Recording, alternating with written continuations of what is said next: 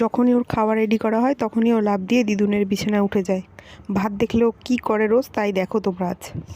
খিদু পাইছে তোমার? খিদু পেয়ে গেছে? খাবে তুমি? খাবে তুমি? খাবে? এদিকে দেখো, এদিকে দেখো, এই যে দেখ দেখ, কি খাবি দেখ, দেখো আমার দিকে দেখো। তাকাবেই না, ও তাকাবেই না। ওরে বাবা, লজ্জা পাচ্ছে মেয়েটা আবার ভাত দেখে। দেখি দেখি, তাকাও একটু, তাকাও তাকাও। চলে গেলাম তাহলে, খাওয়াবো না, থাক। তাকাবি না?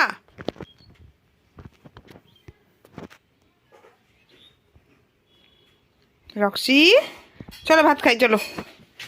এ নাও। ওর যদি খিদা পেয়ে গেল আর ওর সামনে যদি আমি এভাবে খাওয়া নিয়ে আসলাম, তাহলে ওর মতো শান্ত আর কেউ নেই। খিদা পেয়ে গেলে যে ও ডাকবে, আমাকে খাওয়া দাও, চিৎকার করবে, ছটফট করবে, ও কিচ্ছু করে না। ওর খিদা পেয়ে গেলে ও চুপচাপ শান্ত হয়ে এভাবে বসে থাকে, আমি তখনই বুঝে নিই। চলো খাওয়াই দিই, নিজে খেতে পারে না আবার। যে নিজে ভাতটা খেতে পারে না সে নাকি মানুষকে কামড়ে মার্ডার করে দেবে, তাকে ব্যান্ড করা হবে। বাবা, কোন দিকে সূর্য উঠলো রে?